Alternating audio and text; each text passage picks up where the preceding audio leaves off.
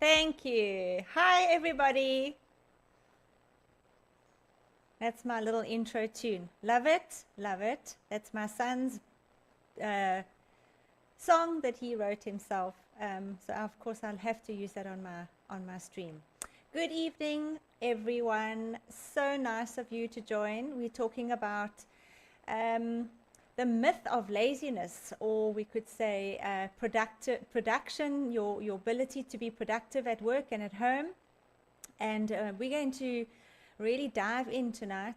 We've got 45 minutes together, and hopefully you will get some value out of this webinar, and that you will feel that you enjoyed it so much that you will share it with other people that could benefit.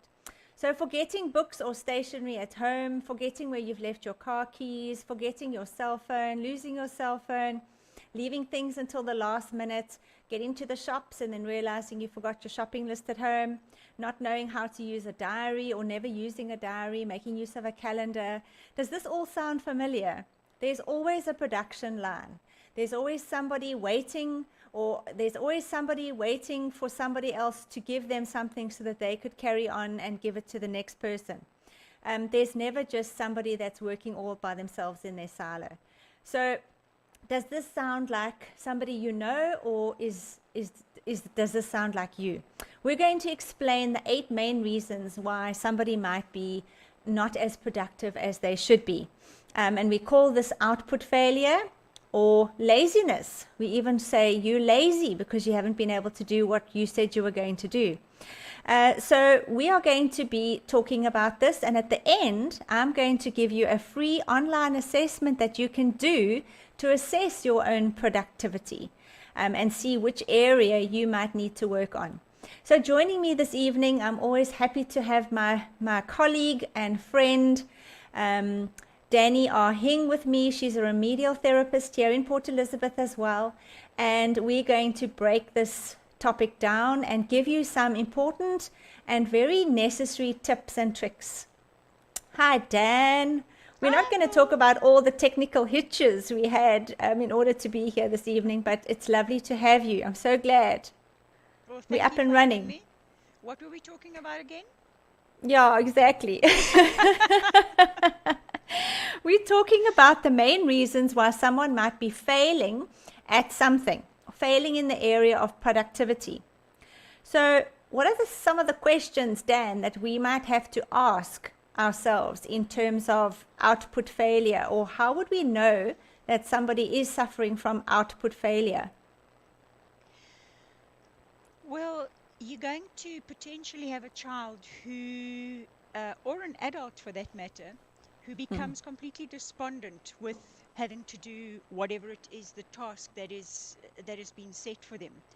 Despondent, irritable, not wanting to do it, losing interest. And we've got to say, why is this happening? Is it happening because the person has no idea of what they've got to do? Is it because they have lost interest? Is it because they're just simply overwhelmed by what is being expected of them and how much they have got to actually give? Do they have the boundaries? Do they know how much is required of them? Sometimes the volume of work simply overwhelms, especially children. You know, those kids that struggle to organize themselves, you know, the ones that run around and look for their tie at 7:20 in the morning, those are the little people who we need to sort of have a look at and focus on. And sometimes it's difficult for parents to do that because they're struggling with exactly the same issues, Phil. The apple doesn't fall far from the tree. Absolutely. And we need to remember that adults can have exactly the same issues as what children can have. So you know, although we can differentiate, we can't actually separate the issues. It's just obviously at different levels. Yeah. So we're looking at things like a memory failure, things about not being able to express themselves properly, having trouble generating the new ideas, having, as you say, the inability to be able to get started on a task because the task just is so huge and so overwhelming that they don't know how to get going, and not being organized. So, as you say, their stuff is all over the place. They don't know where to find their things. So, yeah, these are some of the sort of breakdowns that we see as educators. And I can speak from my own experience. Dan, I don't know about you, but I have a son with, in fact, both my children have ADHD. My younger son has severe executive function disorder. And so throughout school, we've had to find ways and means of being able to support him throughout his school career. Because I don't think without the strategies that we've put into place, I don't think he would have been able to reach grade 12, which is where he is now. So that's very looking important. Yeah. So now, I was just Dan, going to looking say at that support, yeah, go ahead. No, the support that's one of the tips that we will discuss a little later on, but you've already touched on it now, is that parental support in terms of giving them those coping strategies. They're not going to work that out for themselves because they're already too overwhelmed with everything that needs to be done. So Yeah. we'll touch on that Yeah, we a little will. bit more later on. Yeah. There are external and internal factors that play a role here as well. Let's look at some of the external factors. So what are the things outside of the child or adult that could be causing this output failure? Phil, we have a prime example, especially at the moment, is the socioeconomic situation that many people globally find themselves in. Even prior to COVID, you know, we have a very high unemployment rate. So the socioeconomic background that children are coming from also impacts, because as soon as there's a parent or parents that are unemployed, immediately there is the risk of knocking on poverty's door. And we have many, many people in our country that are in that situation. So when you're in that situation, your focus is not on my child is struggling at school. Your focus is on how am I going to put bread on my table? What are the other things that I need to do before I can even worry about my child getting to school? So that is a very important factor, because during COVID, there have been many parents who've lost their jobs and And many just trying to others who- survive on a day-to-day basis. Exactly. And many have had their working hours cut short, which directly impacts on the family environment. And Yeah. what, you know, when you're worried about whether you can feed and support your family, your focus is that's that basic physiological needs that you're trying to meet. You're not even looking at, has my child done his or her homework? So that is a huge contributory factor Yeah. to this. Yeah. And also maybe the home isn't as organized as it should be. So also if, you know, if parents struggle with putting things back where they need to be, there might be chaos around, you know, everybody's just living amongst chaos. So this will obviously have a ripple effect on the child as well. The family life, what's happening at the home, your culture, you know, everybody's sort of home environment and the way that they navigate through their days is very different. I just see a question here, and sorry, I didn't say at the beginning, guys. Please send your questions through. This is not a lecture. We want your input. We would love to have questions coming throughout.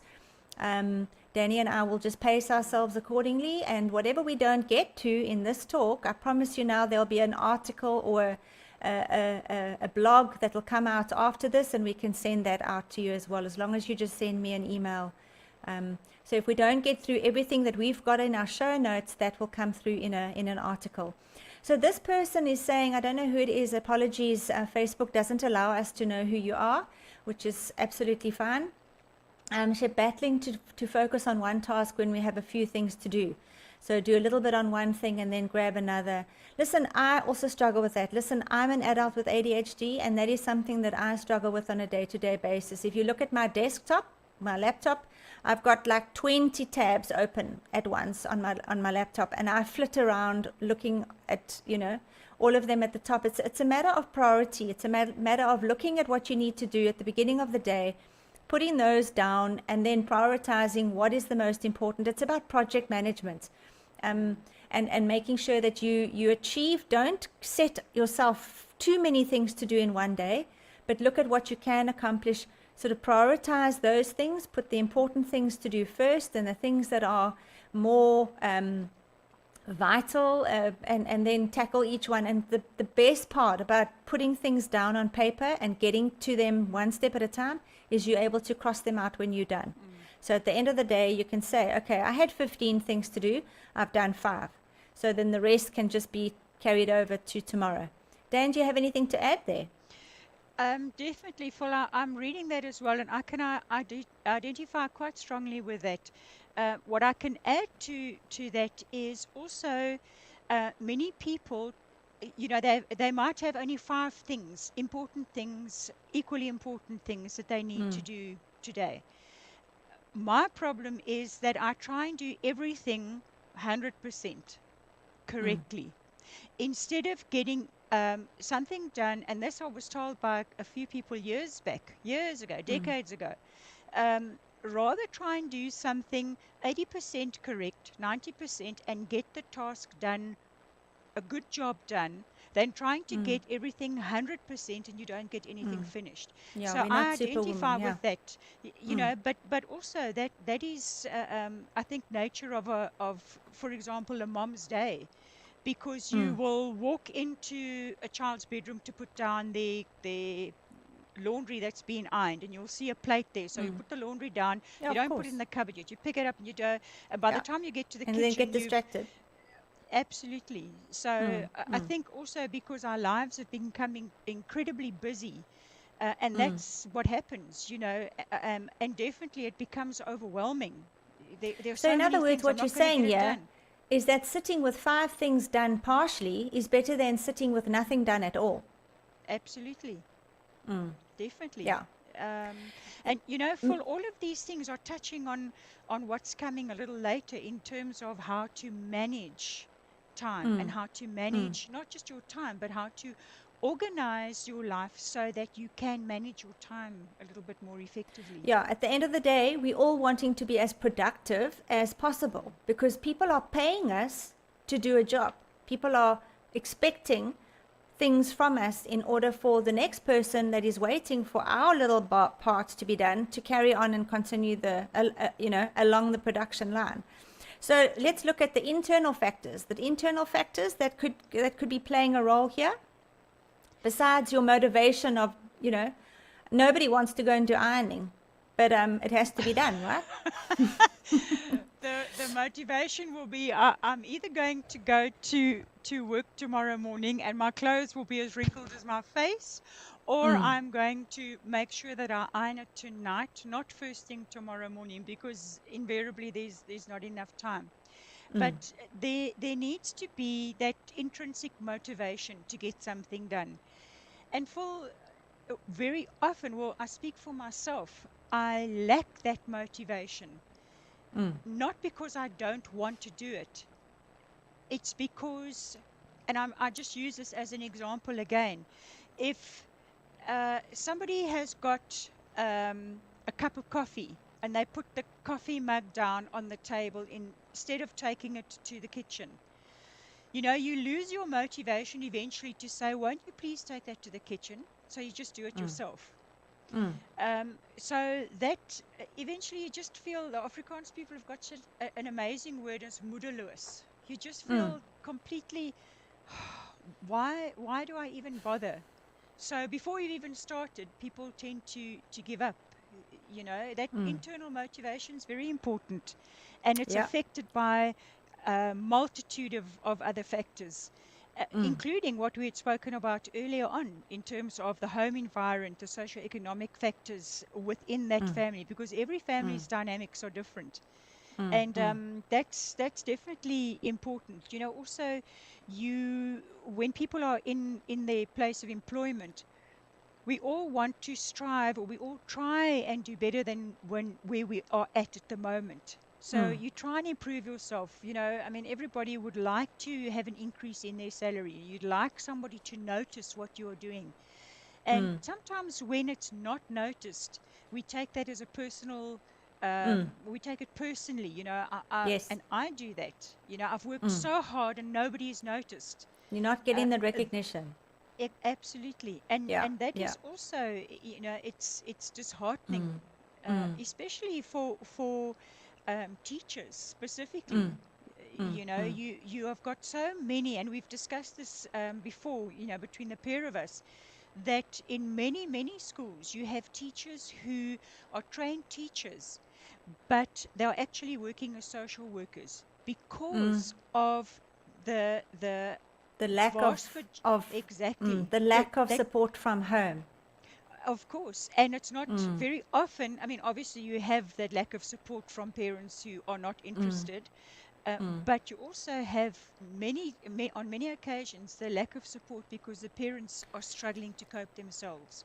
Yeah. And There's that an is amazing TED talk. I can't think who the person is now. That's called Every Child Needs a Champion. I don't know oh if you've yes, watched that. But it's the same. Rosa. Every adult needs a cheerleader. We all need somebody saying, good job. Well done. I don't expect everybody to pat me on the back every time I take a Sure. cup to the kitchen, but at least say thank you as as it's being done. Just that general appreciation, um, Yeah. saying thanks, and that praise, and that sort of, you praise the person for making an effort. You don't praise for the result, but you praise them for giving it a bash. Well, I also, think that's so when it important. comes to kids, you're teaching them not to take anything for granted, because our children are growing up in a disposable society, a fast-paced society, where we can use this laptop today, or this cell phone today, or this tablet today, but in 6 months' time, that technology is already outdated. So now I need Yeah, an upgrade.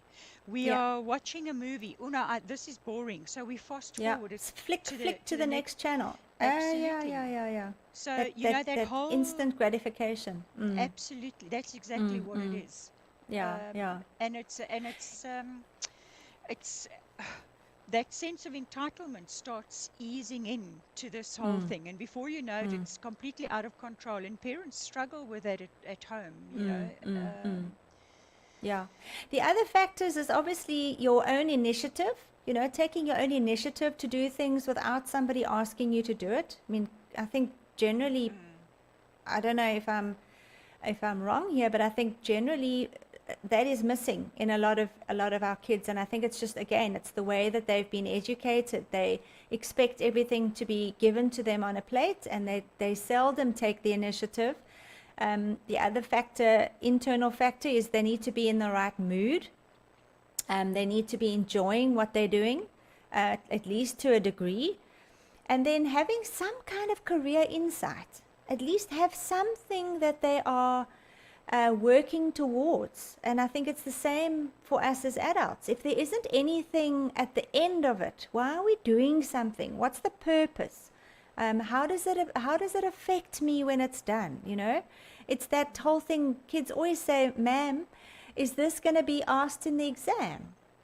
Otherwise, they don't really care. If they don't have to know it for the exam, they switch off. Is this going to be in the exam? It doesn't matter if it's in the exam or not. It's important to know anyway. So I know we're speaking about kids here, but I think for adults as well, there has to be an objective. Why does this need to get done? And then, what is the benefit going to be for me?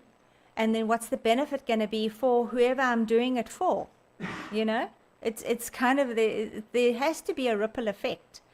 So I just want to stop here now and see if there are any questions before we move on to the actual challenges. We've just been speaking about the causes, the internal and the external causes of sort of production control breakdown. It sounds like a strange word, but it's basically your production controls that are not working so well. or your output failure. You're not able to produce, either you're not able to produce something adequately enough, or you're not able to produce something at all. If I look at, again, my own son, there were times that he just thought if he just avoided something altogether, and he sort of would put his head in the sand like the little ostrich and say, well, hopefully, I can just somehow not have to do it, and then it will just go away. Unfortunately, it doesn't work that way.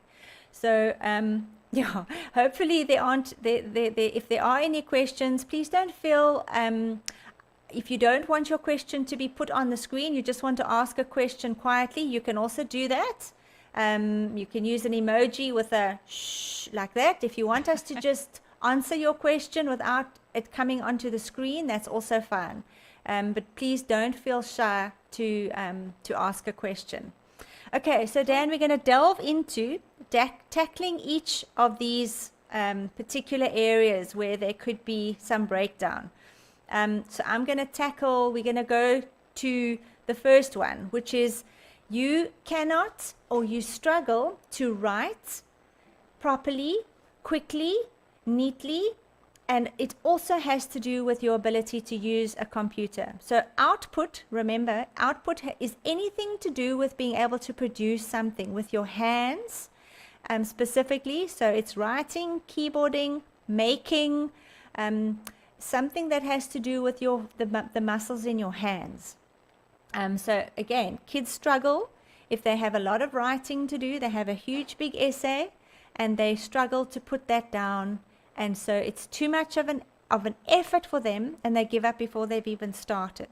So we say your fingers can't quite do the talking, okay, because there's weak keyboarding and writing skills. Okay, that's the first one. The second one is your memory.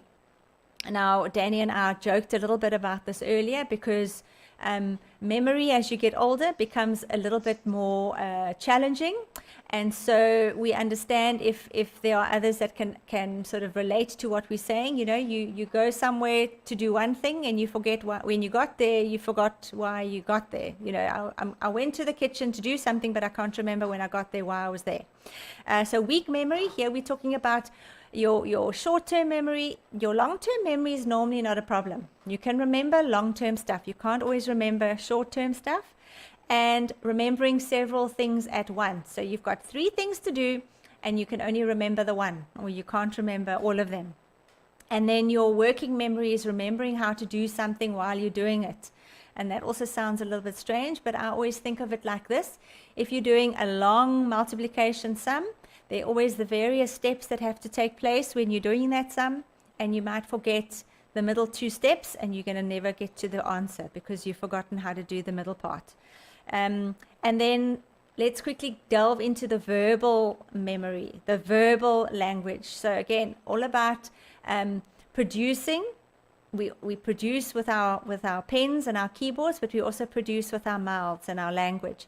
So if you speak badly, generally you're going to write badly as well, and you struggle to express complicated ideas. You struggle to put things in the correct sequence. You're trying to tell somebody about a movie and you start at the end and then work your way to the beginning of the movie, those kind of things.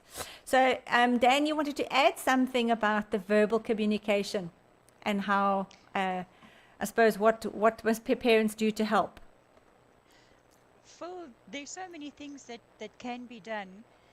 I think it's important, first of all, to understand to explain to your child in your own way how important it is to be able to communicate verbally. Many children struggle to say what it is that they can't get it out. They know what it is, but they can't express that verbally.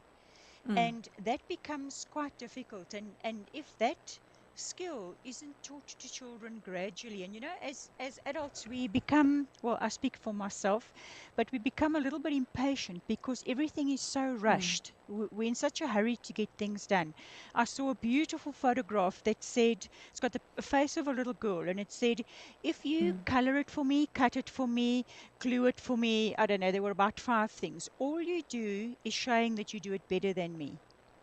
And And that is exactly what is happening. We need to help Mm. our children to improve their verbal communication skills, not speak Mm. on their behalf. Yeah, And it 100%. becomes frustrating because, they take quite a while sometimes, especially when they're little, to tell you a story. Mm.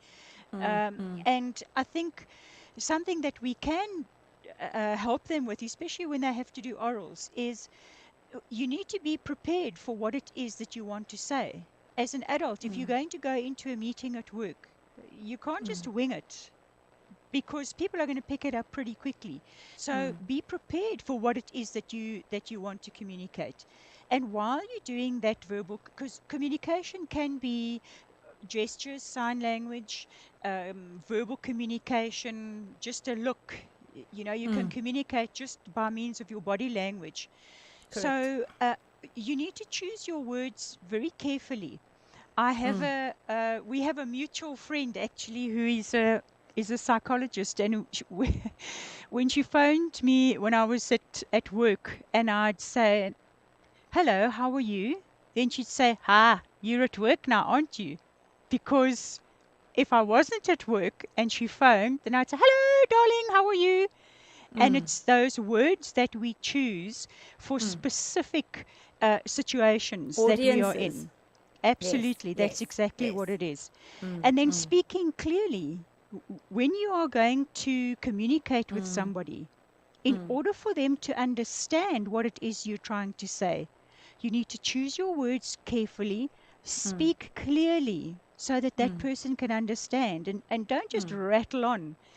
Mm. Mm. Every now and again, just sort of try and get some feedback. Do you know Yeah. what I'm It's the saying? art. It's actually an art. Communication is an art because not Absolutely. only are you delivering that message, but you're also receiving it in the correct way. Phil, you were talking about your son earlier on, and I think that happens very often. Children, they're not a behavioral problem in class. They very Mm. seldom will put up their hand because they don't want, as soon Mm. as you put your hand up, you're drawing attention to yourself. So Yes. they don't raise their hand. They are not Mm. a behavioral problem. So the teachers very often Miss them. overlook kids. Absolutely. So they Yeah. slip through the cracks. And Mm-hmm. it is because they sort of try and shy away from the focus of it all. And that Someone's is taking that is notes. quite Spot on. Spot on. yes. Spot on. Okay, Well sorry, done, I got Facebook user. I got distracted. That's brilliant. can, can write our notes there. Yes. Good on Um, you. and Yeah. Sorry, Dan. that links. No, I'm a bit distracted too now. Go ahead. Shows you about our attention. Our attention. Yeah, Uh, we're s- getting to that yeah, now. yeah. And it also, just to go back to what you were saying earlier on about motivation, kids don't want to do something if they're not going to be rewarded for it, which Mm, is mm. Why do we ludicrous. give them gold stars and stickers and Exactly. It's mm, at some point in time they have to learn. You've going to have to do something at some point in your life, whether it's for your yes. job or for your Mm, family or for yourself that you don't want to do, but at the end of the day, you have to do yeah, it. exactly. So Yeah. I think it's important because they've got to learn. At the end of the day, I've got to take out the trash while I'm a kid so that I know what to do, because no Mm, one's going to do it for me when I move into my own home one day. mm, So it's mm, those the small things. Full, the tone with which one speaks as well is very mm, important. mm, mm, And that again, as you said earlier on, links to the audience that you have. mm, If you say to a child, "What are you doing?" mm, immediately they're going to pick up that sense of frustration and uh, almost anger that's coming through. And they're mm, probably not going to tell you why they are doing what they are doing.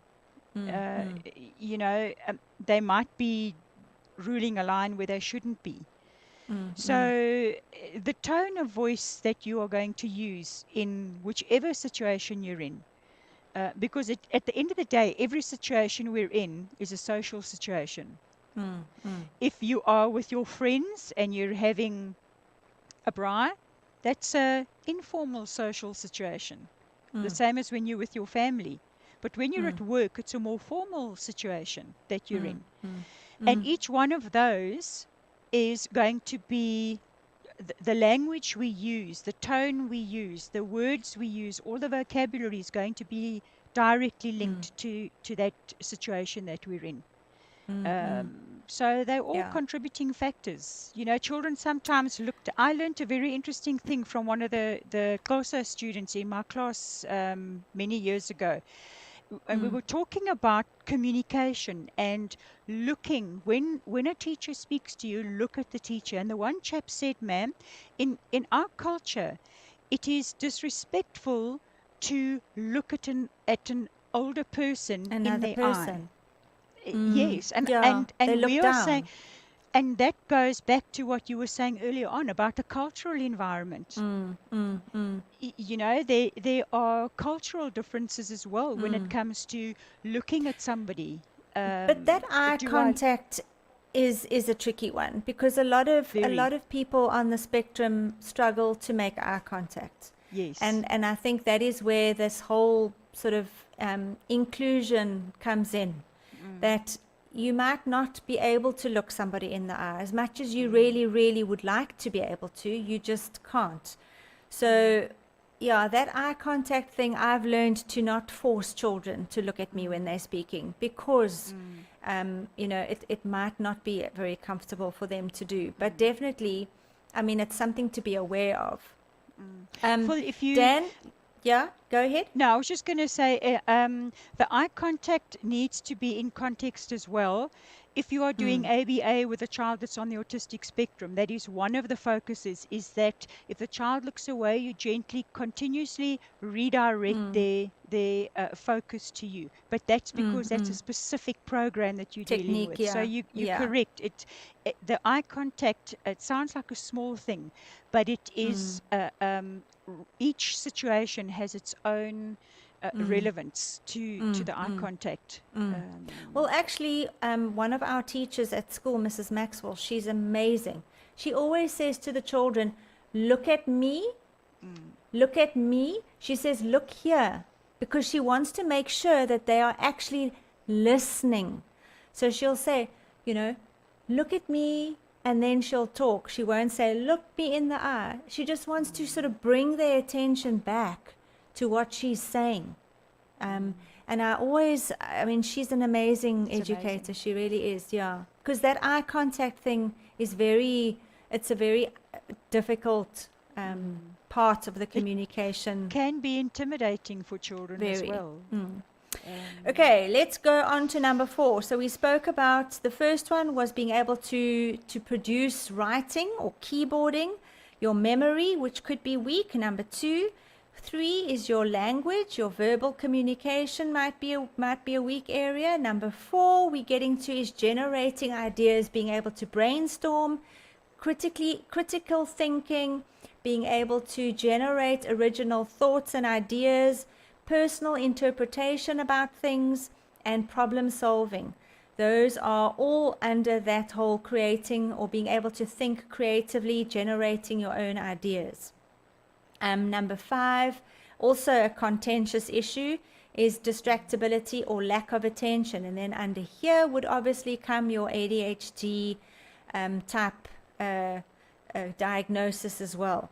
So yeah, I think shall we stop there? Because we did speak quite a lot about ADHD in one of our previous talks. So if anybody that is watching has got specific concerns about ADHD or attention, I would suggest that you perhaps look back on our other webinar. I've done one on the ADHD adult. I've also done one on the ADHD female, and I've also done one on the ADHD child. So go and have a look on my Facebook page for those. But let's quickly just chat about a few things how to improve, Dan, and then we'll go on to number 6. Ways that you can improve a child's attention span. Or a person's attention span. I think for whether you're an adult or a child, external stimuli, that distraction from behind you or out of the window. Some kids sit in a classroom environment and they start mowing the lawn outside. and you'll find the child's looking out of the window and they're not listening because they're completely distracted by what's happening. So an important factor would be, as far as possible, that you cannot stop because life in the school environment has got to go on. So Yes. I think from a teacher's perspective, be aware of those little people and just, even if it's a teenager, try without embarrassing the child, because that's very important. Redirect their attention to you. If it's a mum or a dad, do the same thing. Try and get rid of those visual distractions or the auditory distractions when the child is trying to focus on doing their homework or a task. Yeah, don't have the TV on while the poor child's trying to focus on Correct. his You reading know, homework. I don't know how many teachers nowadays still tell children to bring magazines, or they do bring magazines to the classroom, and you'll find children that will page to the magazine, and after 40 minutes they still haven't found one picture because they've been so distracted by everything else that they've actually seen. Phil, another thing is a memory game, and memory games, you actually don't need anything for that. You can say to your child, okay, I used to love memory games. I didn't, Still because I do. could never I remember still do. anything. I don't remember anything. Simple things like, I personally believe that's where the retailers make their profit, is because of mums like myself. We forget, first of all, leave the grocery list behind. And then you get to the store and you're desperately trying to remember what it was. What was And you end up with a basket full of things. You get home and only 4 of the 20 things you have in there is actually on your list. Yes. So Guilty. Yeah. Or I ask, go into the shop and I take a basket and I think, I'm not gonna need a trolley. I'll just take a basket. carrying it in your And I never manage to fit everything into the. But I'm blowed if I'm gonna still go fetch a trolley, because that'll just be embarrassing. Oh, wait, you are not well. Anyway, yeah. Okay. Phil, also, What when else? have a specific area for the child to do their homework, and don't let them sit there for an hour and do all the homework. Give them a little bit of a break in between. Let them go and wash their face, run around outside, come back in, and then carry on working, so that they have a little bit of a breather as well, because they've had a long day at school. High school kids as well, they've come home, they've had sport, they only get home at 6 o'clock. So if they've got a set space that is theirs, that they can just use to focus on, that is ideal, because I know that is my space, and I can use that for myself. Okay, but now let's stop there, because that's number 8, or that's the next one, is having your space organized and tidy. That is very important. So where you are working, make sure that wherever it is, whether it's at the dining room table, or whether it's in your room, or whether it's in a study, that there's an amount of organization, that everything that you need is there. You've got your stationery, you've got your whiteboard that you might be writing stuff on, and it's ordered. It's not scattered all over the place and you're running around, where did I leave my sharpener, where's my book, where's my exam pad, that it's in one place. At least we can help. If somebody is a bit scatterbrained, and if somebody does struggle with organizational skills and distractibility, at least have their space where they are going to work ordered and tidy, Phil, one last thing I want to mention with regards to improving the attention span is, if there's a specific amount of work, have a look at what it is and break it into chunks. We call it chunking. So you are doing a bit of the work, and once that's done, you're also giving the child an incentive. So they can write down, I've got to do this, that, and the next thing for my homework. Yeah. So once I've done that, I can have a 5-minute break. Then I'm going to do the next little piece, and I can have another break. Because it's when they laboriously sit there and they do one bit of homework after another. And having said that, it becomes very difficult, because the older they get, the volume of homework increases. Because you know what it's like. 100%. Every teacher gives you, and this is linked to being able to use a diary correctly. I think if children are taught how to use that diary, it helps them to it helps them The number to of times plan. that a diary was blank for the entire year of my son's schooling. I tried to get him to use a diary. I tried, I really did, but that diary was empty. Yeah. He just could not, and refused to even try. So, It's yeah. it's very difficult. You know, I mean, some primary school children. was different. Hold on. Primary school was different, Dan, because primary school, the teachers would actually, there was a certain amount of instruction that went into writing your homework diary. There was Sure. writing your homework down. There was almost a time factor where they would force the children, take out your diary. Can you see the work, at the end of every lesson, however they did it, I can't remember how they did it. At the end of every lesson, write your homework diary, move to the next class, or at the end of the day. There was definitely the last bit of the day was 10 minutes for them to organize their diary, put everything down, make sure they packed in the same books. High school, no, you're meant to be able to do that yourself. You don't, there's no time for that. I You think the must, transition from grade 7 it was to tough. grade 8 is it's massive. huge. Massive. And We the must high do a school show on teachers- that, Dan. We must Good do idea. a talk on transition grades from Absolutely. grade 3 to 4, the jump from grade 3 to 4, Yeah. the jump from grade 7 to 8, and the jump from 9 to 10. We must definitely do something on that. I must make a mental note. Sorry, Phil, I'm also interrupting you. that gap between grade 12 and first year tertiary institutions. Oh my gosh, It that's is, a webinar it's a- all on its own. It is. You can have a whole series on that because that Sure. ends up being a nightmare. Yeah. But because in the foundation phase, I know grade 1, normally the teachers start by writing the homework in for the little people. Yeah, And then yeah. gradually they teach them to start doing that on their own. Yeah. But, it's that whole thing of if I have a test for next Wednesday, I'm going to write it in today. But no, how are you going to remember it next Tuesday? You've got to learn for a test the next day. So it's also correct use There's of the that diary. And I planning think again. Oi, toch. absolutely, Yeah. that's why kids lose interest. You Yeah. know, they don't Yeah. understand how to use the diary correctly. And then, as you say, they get to high school and it's like they weren't taught anything at primary school because they don't remember. They Yeah. go blank in those 6 weeks. Yeah. Okay, we've got 2 left, and then we're going to move on to the final section. We're running a little bit behind, but we're going to go very fast now. Okay, the next one is your mental energy or your levels of being able to be in the right frame of mind to be able to do work. So, like Danny said, kids come home from school, they're tired. They need a break first, they need to have some kind of a downtime where they can get something to eat, play some sport, go for a run, whatever it is, so that they are ready to then learn. You need to get your mind and your body ready to learn. Don't start doing something at 9 o'clock at night. I mean, we know what we like. We've got to go and prepare some work for the next day. You're not going to start preparing at 9, unless you're a night owl, of course. If you're a night owl, that's fabulous. Good luck for you. That's probably when you are at your best. If you're a night owl, you work through the night or you work till late at night.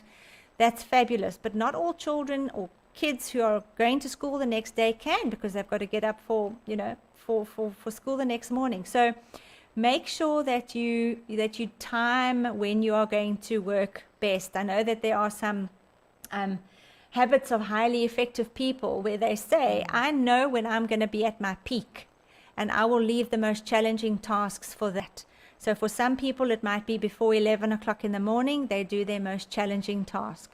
And then the afternoon, when you're sort of a little bit more tired, you do something where you're a little bit, more creative, and you brainstorming with somebody, and keep meetings and that for afternoons. But depending on when you're at your best is when you should do the most challenging tasks. So we spoke about mental fatigue or brain fog that sets in, feeling tired and difficult focusing, feeling like this lack of motivation. We speak about stress eating or fatigue, where you just, I actually cannot do this. I need to go for a run first, get my juices flowing, and then come back and try again. I mean, that works for me. I don't know about you, Dan. When you're feeling tired, what do you do? I stress eat, Phil, can't you see? No, I can't. Uh, I don't actually know. I just Push through. I don't actually know. I just push through and try and go to bed early. It's Yeah. not always possible because sometimes work has to be done for early the next day. Don't leave things But till the last minute. well, says one mother to another. Yeah. Okay, the next one. Production control. Production control is again all the time management aspects. So working at an ideal rate, knowing how long something is going to take. So if you know that a project's going to take 5 days, don't leave it to the day before. Kids don't generally know that straight away. So Danny spoke about chunking, breaking up a task into manageable bites. I mean, how do you eat an elephant? One day at a time, right? One bite at a time. So thinking about the best way to tackle a problem. Danny's gone, but hopefully she'll be back. I'm here. She's back. I So took a we're break. speaking about timing, time management skills, and planning.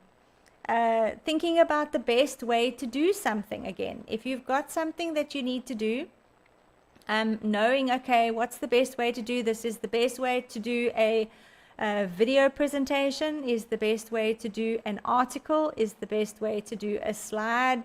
What do you call it? A PowerPoint? Knowing how am I going to deliver the work so that it can be the best received, all those kind of things. Again, people this doesn't come naturally to a lot of people. They need help. They need some support there. So give me, Danny, give me, a frustrated parent, help me to be more organized or to help my child with organizational skills. You've got a lot here. So let's just talk about maybe 4 or 5. The rest will go into the article. You've spoken about having a specific space already full. Yes. Checklists. We've spoken about checklists. Let them Yes, write we down. They have. know it might not be a diary. Let them write down what needs to be done. You can start when they're younger. Let them tick off the grocery list.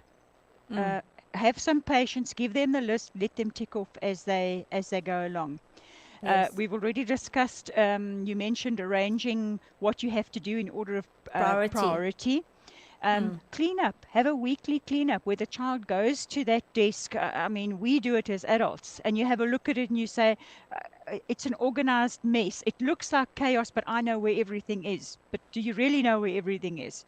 So the children are going to follow your example. Help them to declutter that desk. If there's scrap pieces of rough paper, rough notes they've made, help them to throw away what they don't need. Put away books that are lying there that they don't need. They've used it for a project, they've never put it away. Help them to prepare for tomorrow. So a simple thing like putting out your school clothes tonight so that they don't come to you tomorrow morning and say, Mom, I don't have socks. Where are my socks? Now, I don't know where your socks are. I didn't wear them. Put it out tonight. Then tonight I can go to Mom and say, Mom, I don't have any clean socks. Okay, well, I'll hand wash a pair and you'll have them dry for tomorrow morning. So help them to Did you ever dry prepare wet for the socks next in the day. microwave? Did you ever dry damp socks in the microwave? I did. I've Because I didn't never have a tried tumble that. dry. Or in the I've oven. tried that over and I over. used Yes, to dry I've them tried in the oven. oven. Okay. Desperate moms. And then we We should basically do a touched webinar on on that. all of them. We should actually, for moms only. Desperate Sorry, moms, not dads. desperate housewives. Desperate moms. Okay. We know there are dads that do this too. Sorry. And then it just shows how important these organizational skills are, Phil, because we've actually touched on every one of the ones that we've written down or wanting to discuss as we've Yeah. gone through it. And the last one that is probably the most important one is just to support your child. That is really, really important because they, like you said, we're not born with these skills. It doesn't come Yeah. naturally to us. We need to be guided through how to develop our organizational skills. And sometimes, you get to adulthood and you still haven't developed it, but you learn Yeah. to cope in your own way. And that's also good. So on that note, I have drawn up a checklist. It's called the Executive Function Assessment. And what you can do, and it's not mine, I've taken it from Dr. Mel Levine's book. His book is called The Myth of Laziness. And you can find that literally anywhere online. I have taken his book and I've created this checklist. And if you would like to see how well you do in terms of your executive function or your output skills, your production control, please send me a message or email me. My email should be coming along on the screen there. I will send that to you. And what it does is you be very honest, you go through the checklist and you say, how well do I do on this particular task, or how good is this person at?